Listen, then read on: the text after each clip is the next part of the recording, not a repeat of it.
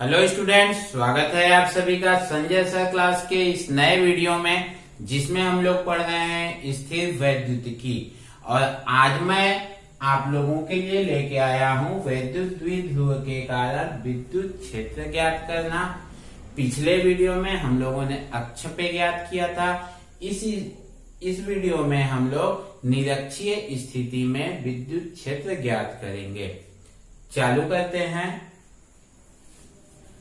हम मान लेते हैं कि ये कोई द्विध्रुव है ए बी, ठीक है।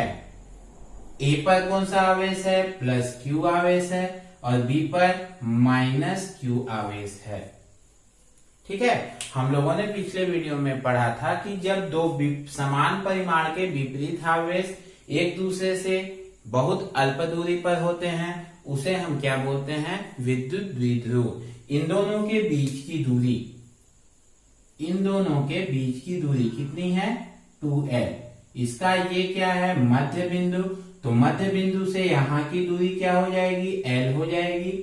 और मध्य बिंदु से यहाँ की दूरी क्या हो जाएगी? ये भी l हो जाएगी। तो टोटल दूरी कितनी हो जाएगी? 2l हो जाएगी। स्टूडेंट, हमको ज्ञात करना है किस स्थिति में? निरक्षीय स्थिति में। तो निरक्षीय स्थिति कहते किसको है? निरक्षीय स्थिति कहते हैं कि वह बिंदु जिस पर हमें विद्युत क्षेत्र ज्ञात करना है वह द्विध्रुव के कहां पर हो? लंबार्धक पर स्थित हो। लंबार्धक का मतलब है ये क्या पॉइंट हुआ? इसका ये बीच का मध्य का पॉइंट क्या है? O है, ठीक है। ए क्या है? O है, ठीक। अब इसके लंबार्धक मतलब इस सेंटर पे हम लंब खींचते हैं। इस सेंटर पे मतलब O से होते हुए हम क्या खींचे? ये लंब खींच लिए, ठीक है। लंब का मतलब क्या हुआ कि ये इस पे क्या होगा? 90 डिग्री का कोण बनाएगा। अब इस लंबार्धक पे कहीं पे भी वो बिंदु हो सकता है जिस पर हमें विद्युत क्षेत्र ज्ञात करनी है। मान लेते हैं वो बिंदु ये है, ये वाली है बिंदु P, जिस पर हमें विद्युत क्षेत्र ज्ञात करनी है, ठीक है। फिर से दोहरा रहा हूं, निरक्षीय स्थिति किसको कहते हैं? वह बिंदु जिस पर हमें विद्युत क्षेत्र ज्ञात करना है द्विध्रुव के सापेक्ष। ये द्विध्रुव है, ध्रुव के सापेक्ष इसके लंबार्धक पर स्थित होता है, तो उसे हम निरक्षीय स्थिति कहते हैं। क्लियर है? ठीक है। अब हम क्या करते हैं? बिंदु P को बिंदु P से मिला दिए और बिंदु A को भी बिंदु P से मिला देते हैं। इन दोनों को मिला दिए। ये दूरी इसके मध्य बिंदु से कितनी दूरी पर है? R दूरी पर है, ठीक है। इसको हम लोग यहाँ पे लिख देते हैं कि माना AB एक द्विध्रुव है, ज्ञात करनी है, ठीक है। मान लेते हैं AB एक विद्युत द्विध्रुव है जिसकी लंबाई कितनी है? 2l है, ठीक है। ये लंबाई यहाँ से यहाँ की दूरी A कितनी हो गई? 2l हो गई। इसके मध्य बिंदु O से स्मॉल r की दूरी पर ये बिंदु P है, तो इस पर निरक्षीय स्थिति में जिस पर हमें विद्युत क्षेत्र ज्ञात करना है, ठीक है। अब हम लोग ये जानते हैं कि विद्युत क्षेत्र क्या है? एक सदिश राशि है जिसकी दिशा प्लस से क्या होती है? दूर होती है, और माइनस की ओर होती है। प्लस से आरंभ होती है और माइनस पे क्या होती है? समाप्त होती है। ये हम लोगों ने लेक्चर नंबर 5 और लेक्चर नंबर 6 के वीडियो में अच्छे से पढ़ा हुआ है। अगर आप लोगों ने ये वीडियो नहीं देखा होगा तो पहले इस वीडियो को जरूर देख लीजिए। नीचे डिस्क्रिप्शन में लिंक दिया हुआ है, क्योंकि जब तक आप इस वीडियो को नहीं देखेंगे तब तक आपको ये पता नहीं चलेगा कि विद्युत क्षेत्र होता क्या है और इसकी दिशा क्या होती है। तो इसको समझने के लिए ये ज्यादा जरूरी है कि हम इस वीडियो को देखें। अगर आप लोगों ने नहीं देखा होगा तो वीडियो को अभी रोक लीजिए और पहले लेक्चर नंबर 5 और 6 को जरूर देख लीजिए, ठीक है। लेक्चर नंबर 5 में हम लोगों ने ये पढ़ा था कि ये कोई आवेश है, इससे r दूरी पर बिंदु P है, तो बिंदु P पर जो विद्युत क्षेत्र लगेगा वो कितना होगा? E = K × Q by R square. R क्या है, यहां से यहां के बीच की दूरी है। ठीक है, लेक्चर नंबर 6 में हम लोगों ने ये पढ़ा है कि ये यदि धनावेश है तो इससे क्या होती है, विद्युत बल रेखाएं, विद्युत क्षेत्र रेखाएं जो होती हैं वो बाहर की ओर निकलती हैं, और यदि ये कोई माइनस आवेश है तो विद्युत क्षेत्र रेखाएं इसकी ओर आती हैं। विद्युत क्षेत्र की जो दिशा होती है वो किधर होती है, माइनस की ओर होती है।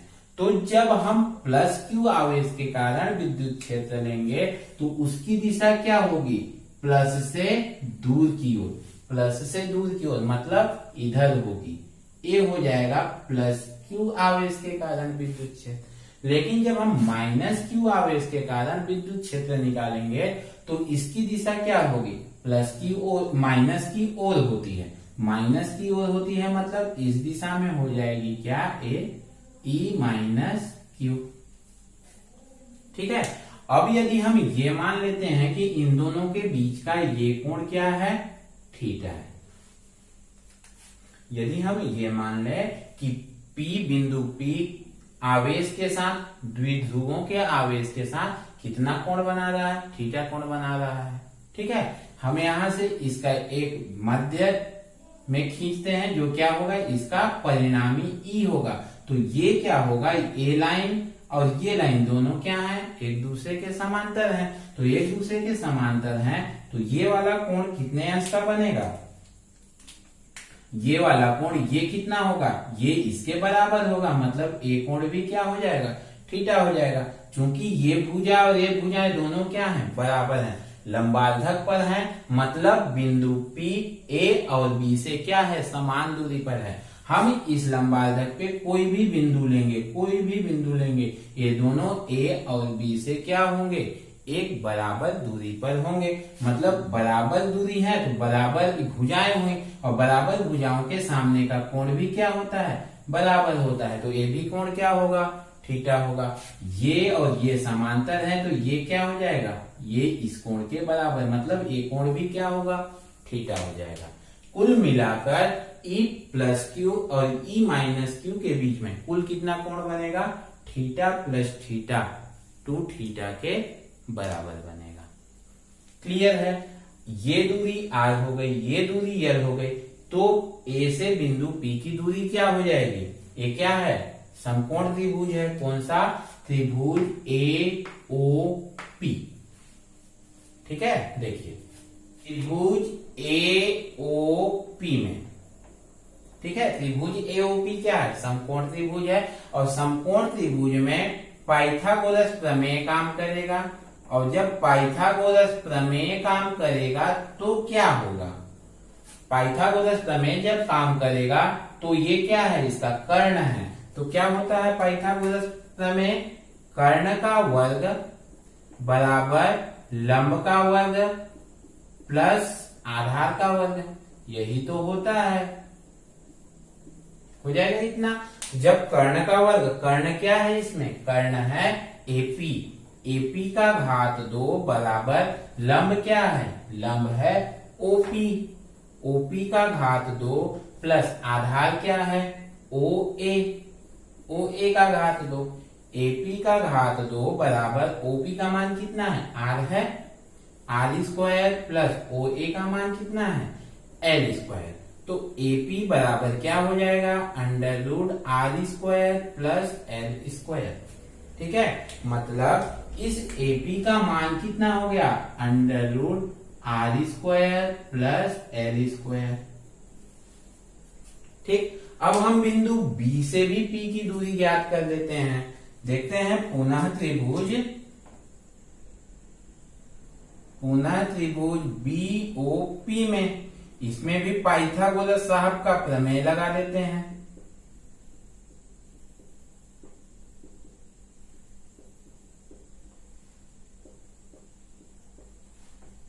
पाइथागोरस प्रमेय से इसमें कर्ण क्या है, BP है, इसमें भी कर्ण क्या है, BP।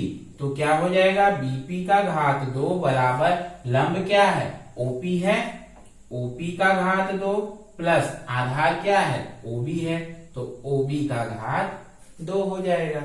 OP का मान कितना है r² प्लस OB का मान क्या है L है, ये दूरी क्या है L है, तो क्या हो जाएगा L²। तो BP बराबर क्या हो जाएगा √r² प्लस L²। ठीक है, मतलब इस BP का मान कितना हो गया √r² प्लस L²। कुल मिलाकर AP और BP का मान बराबर आया। यही तो मैंने अभी बताया था कि इस भुजा पर, इस लंबाई घट पर कहीं पे भी हम बिंदु लेंगे वो A से और B से दोनों से क्या होगा बराबर दूरी पर होगा। क्लियर है? तो देखिए A पर स्थित प्लस Q आवेश के कारण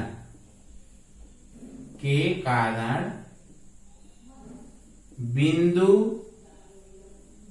P पर विद्युत क्षेत्र, ठीक है, A पर स्थित इस प्लस Q आवेश के कारण बिंदु P पर विद्युत क्षेत्र क्या लगेगा E प्लस Q बराबर K इंटू कौन सा आवेश है Q आवेश है, Q बाई दोनों के बीच की दूरी कितनी हो जाएगी AP का घात 2। मैंने अभी यहाँ पे बताया था लेक्चर 5 का कि Q आवेश से R दूरी पर स्थित विद्युत क्षेत्र कितना होगा K into Q by R²। हो गया इतना। AP² का हम मान रख देंगे तो कितना हो जाएगा K into Q by R² plus L²। ये हो जाएगा समीकरण नंबर 1। ठीक है, और इसकी दिशा क्या है, इस EQ की दिशा क्या है, किस दिशा में लग रहा है A से P की ओर, AP की दिशा में। ठीक है, अब दूसरा स्थिति लेते हैं। कौन सा पर P पर, P पर स्थित माइनस Q आवेश के कारण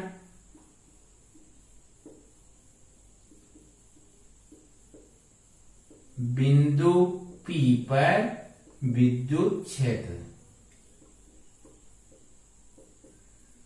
ठीक है, माइनस Q कहां पर स्थित है बिंदु B पर स्थित है। बिंदु B पर स्थित माइनस Q आवेश के कारण जो विद्युत क्षेत्र होगा E माइनस Q बराबर क्या होगा K इंटू Q बाई दोनों के बीच की दूरी कितनी है BP का घात 2।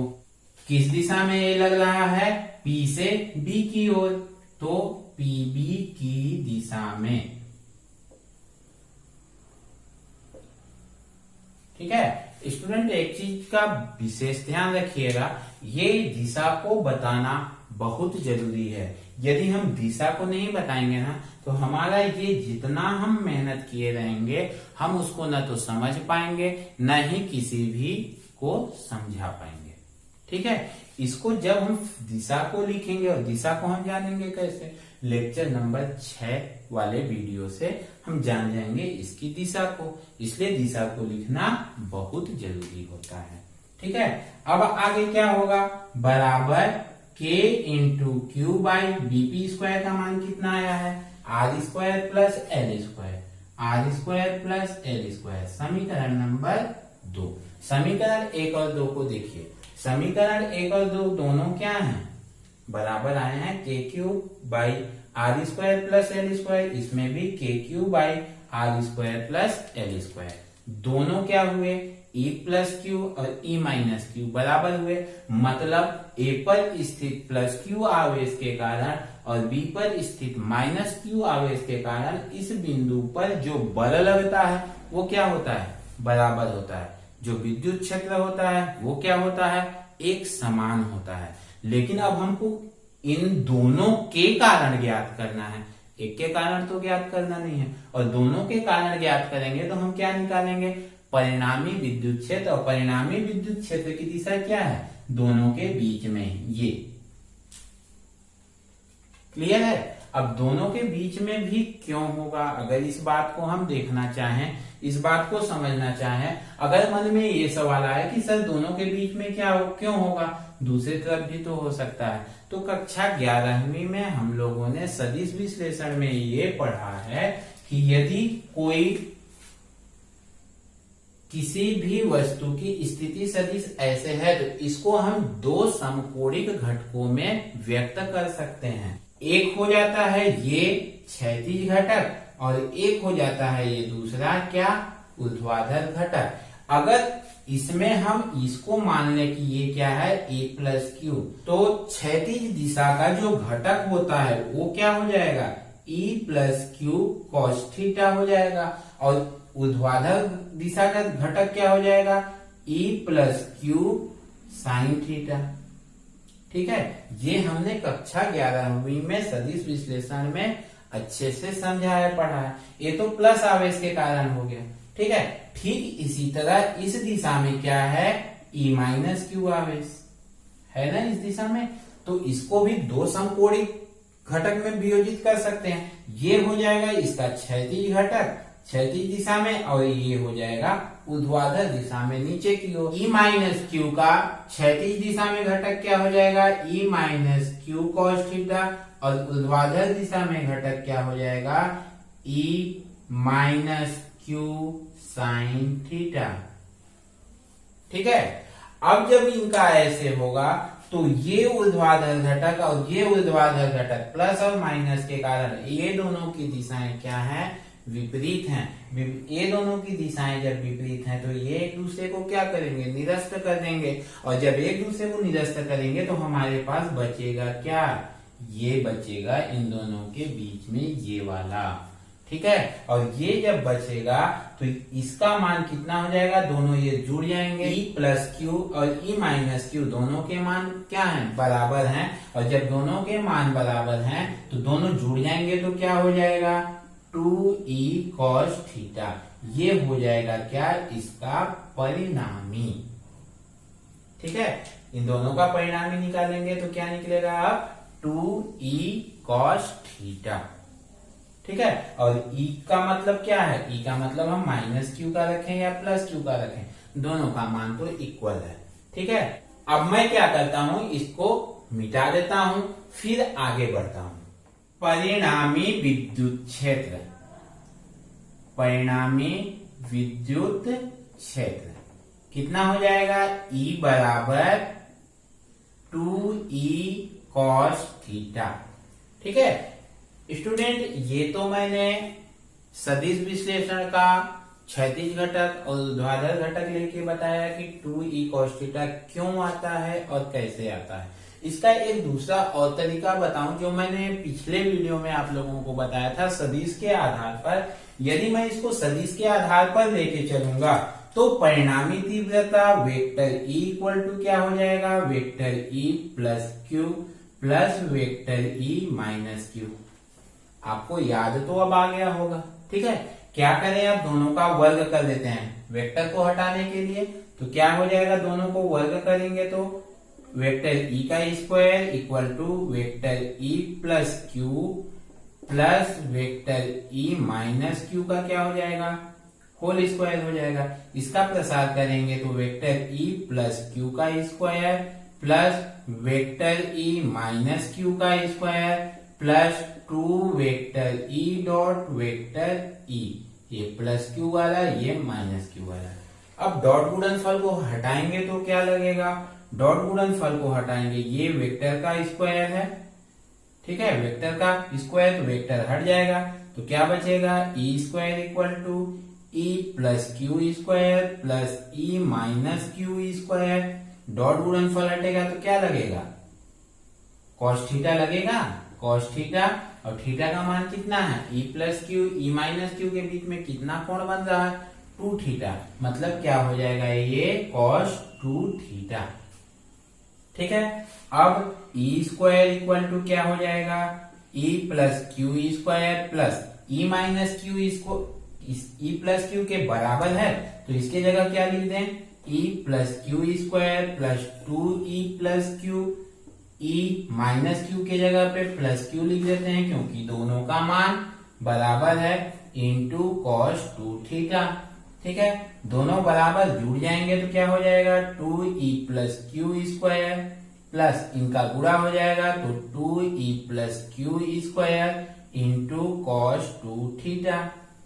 2e प्लस क्यू स्क्वायर दोनों में कॉमन निकाल देता हूं तो क्या बचेगा 1 प्लस कॉस 2 थीटा।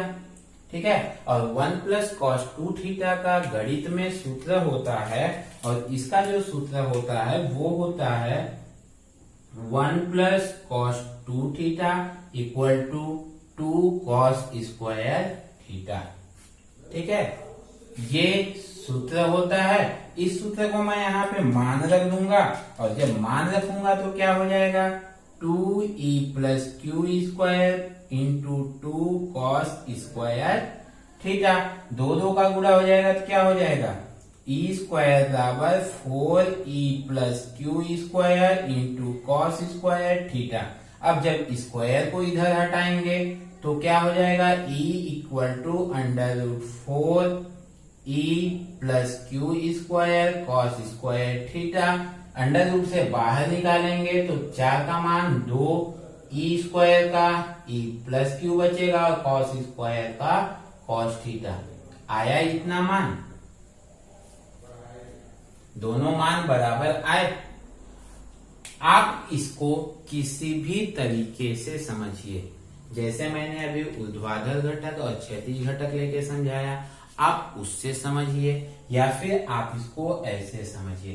दोनों ही स्थितियों में मान क्या आएगा बराबर आएगा। आपको YouTube में कई ऐसे वीडियो मिलेंगे जो आपको इसको बताएंगे। सबके बताने का अपना अपना तरीका है, लेकिन आपको ये समझ में आना चाहिए, आप इसको अच्छे से फील करें। इसीलिए मैं सभी विधियों को इसमें इन्वॉल्व कर दे रहा हूं। आपको जो विधि पसंद आए आप उसका उपयोग करिए। क्लियर है स्टूडेंट? ठीक है, अब क्या करते हैं आगे बढ़ते हैं। मैं इसको मिटा देता हूं, सिर्फ इतने को रखता हूं e plus Q cos theta. दोनों में मान उतना ही आया है इसलिए मैं इतने को रखता हूं और इतने को मिटा देता हूं। अब यहाँ पे बात यह है कि इसको हम अपने एग्जाम में बनाएंगे या नहीं बनाएंगे। हम इसको चाहें तो बना सकते हैं, ना चाहें तो ना बनाएं। ठीक है, लेकिन अगर हम इसको नहीं बनाएंगे तो जब ऊर्ध्वाधर और क्षैतिज घटक को लेंगे तो उसको हमको लिख के समझाना जरूर पड़ेगा, ताकि कॉपी चेक करने वाले जो टीचर हैं वो ये जान सके कि आपने ये कैसे और कहां से लाया है। अदरवाइज आपके नंबर कट हो जाएंगे, इसलिए समझा के ही लिखना है। क्लियर है? मैं इसको मिटा देता हूं फिर आगे बढ़ता हूं। E बराबर 2e प्लस क्यू का मान कितना है k into Q by R square plus L square into cos theta.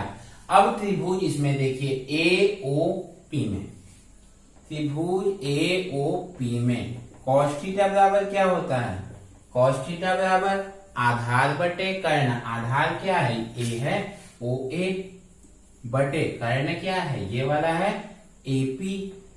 ठीक है, OA का मान कितना है L और AP का मान है under root R square plus L square. ठीक है, अंडर रूट को अगर हम हटा के लिखेंगे तो क्या लिख सकते हैं R square plus L square का घात 1/2। अंडर रूट होता है उसको घात 1/2 ही तो लिखते हैं। ठीक है, अब इस मान को यहां पर रख देते हैं, तब E बराबर क्या मिलेगा 2k into Q by R square plus L square into cos theta का मान L बटे R square plus L square का घात 1/2। ठीक है, इसके घात में कुछ नहीं लिखा हुआ है, मतलब कितना है 1 है। तो जब आधार समान होते हैं तो घात क्या होते हैं जुड़ जाते हैं, और यहाँ पे इसको हम क्या लिख सकते हैं k इंटू 2ql बटे इनके घात जुड़ेंगे तो क्या हो जाएगा R square plus L square का घात 1 धन 1/2। 2ql का हम लोगों ने कुछ सूत्र पढ़ा था, क्या सूत्र पढ़ा था? विद्युत द्विध्रुव आघूर्ण P बराबर होता है 2qF। तो इसके जगह पे हम क्या लिख सकते हैं? P लिख सकते हैं। P को लिख देते हैं तो क्या हो जाएगा? E बराबर K into P by R square plus L square का घात 3/2। ठीक है, इतना मान हो गया। अब इस R की तुलना में ये क्या है? बहुत अल्प है।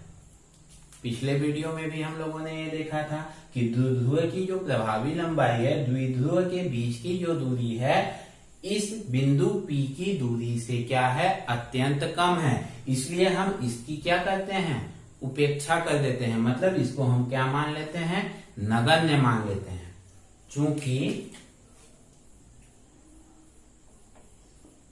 चूंकि L is very less than R, L का मान R की अपेक्षा क्या है? बहुत कम है। बहुत कम है तो L को नगण्य मानने पर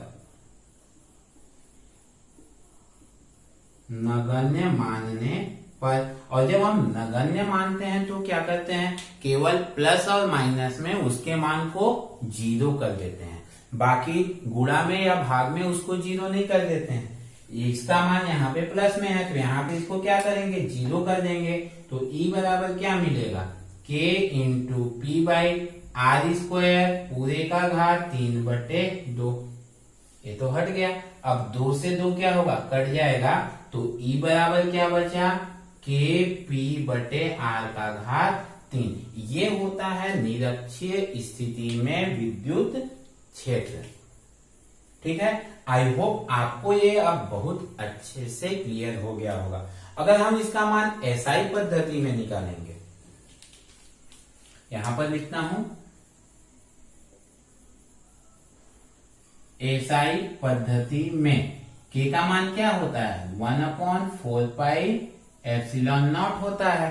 तो K का मान रख दो यहां पे, तब E बराबर क्या हो जाएगा? 1/4 pi epsilon not P by R cube.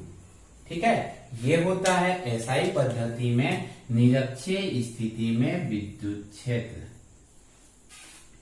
ठीक है, और अगर हम CGS पद्धति में निकालेंगे तो CGS पद्धति में K का मान क्या होता है? 1 होता है। तो E बराबर क्या हो जाएगा? P बटे R का घात 3। ठीक है, ये हो जाएगा CGS पद्धति में निरक्षीय स्थिति में विद्युत क्षेत्र। ठीक है स्टूडेंट, विद्युत द्विध्रुव के कारण विद्युत क्षेत्र का अक्षीय स्थिति और निरक्षीय स्थिति दोनों बहुत ही ज्यादा इंपॉर्टेंट होते हैं। इसको हम एक बार नहीं, कक्षा 12वीं में 3 बार पढ़ते हैं। अक्षीय स्थिति और निरक्षीय स्थिति को कक्षा 12वीं में 3 बार पढ़ते हैं। और जब 3 बार पढ़ते हैं तो कहीं ना कहीं कोई ना कोई एक एग्जाम में आने की संभावना बहुत ज्यादा होता है। ठीक है, अक्सर ये 5 नंबर में आता है, इसलिए इसको ध्यान से और अच्छे से समझ के बनाइएगा ताकि आपको कहीं पे भी कॉपी चेक करने वाले एक भी नंबर को काट ना सके। ठीक है, आई होप आपको आज का वीडियो अच्छे से समझ में आ गया होगा। वीडियो पसंद आया होगा तो लाइक कीजिए, सब्सक्राइब कीजिए और अपने दोस्तों में शेयर कीजिए। आज के लिए बस इतना ही।